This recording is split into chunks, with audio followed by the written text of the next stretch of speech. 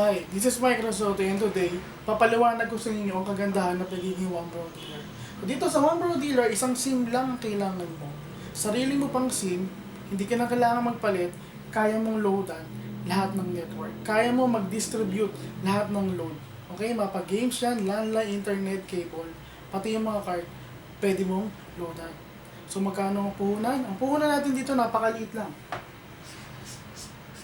Sa halagang 4,000 pesos, dealer ka na ng lahat ng prepaid load sa Pilipinas. Maganda ba yun? Okay, so as a dealer, pwede ka naman mag-sign up ng unlimited retailers under you. Ang isang retailer, nagkakahalaga ng 200 pesos ang isa.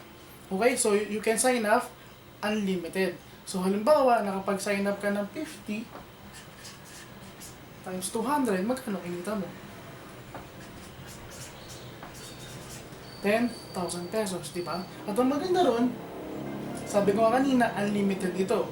Meaning, pwede ka na naman mag-sign up ng another 50, bahala ka. So, kikita ka na naman ng 10,000 pesos. So, sign up or lookin kung ilan ang kaya mo.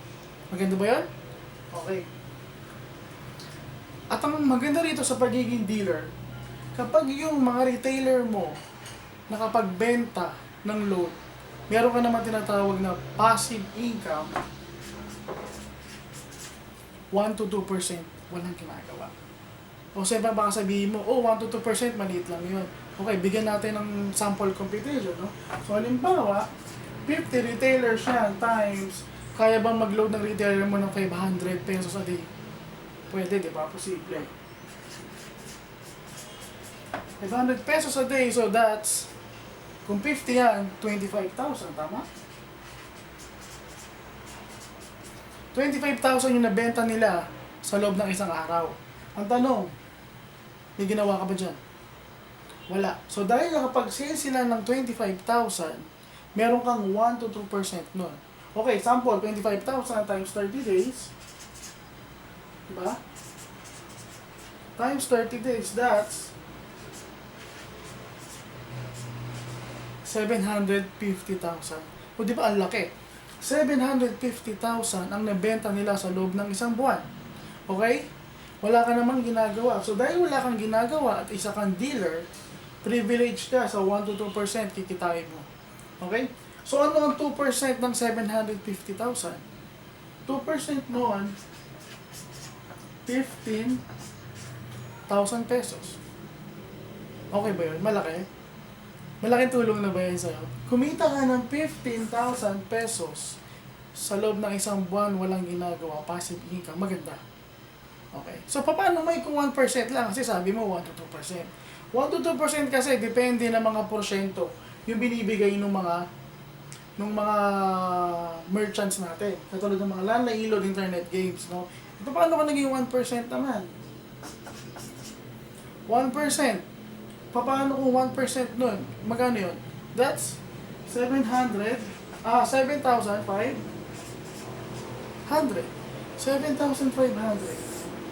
Pwede na? Pwede na ba yun? Passive income, walang ginagawa? Siguro naman, di ba? Pwede na yan, di ba? At ang maganda dito, paano kung naging 5,000 lang yan? Pwede pa din ba? Pwede pa din, di ba? At ang maganda dito sa business natin, kumpleto na. Meron tayong permit. May permit ka na, kumpleto.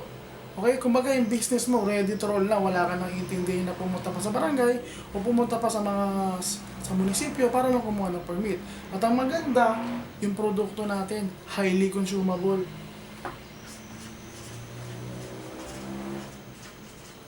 Hindi pa napapanis, di ba? Di ba sa panahon ngayon, necessity na ba yung load? Tama, di ba? Necessity na talaga yan. So, kung ikaw ay nag-iisip na isang negosyo na low risk, mura, at laging binibili ng tao, suggestion ko, try mo One Pro Dealer. Okay? Napakagandang negosyo. So, alam ko, interesado ka. If ever na pumasok sa isip mo, kontakin mo lang ako, nandiyan yung number ko sa screen, pati yung website ko. Pwede kong ituro sa'yo kung paano namin ginagawa ito. At ipakita rin sa'yo more detailed ang aming negosyo. Okay ba yan? Salamat!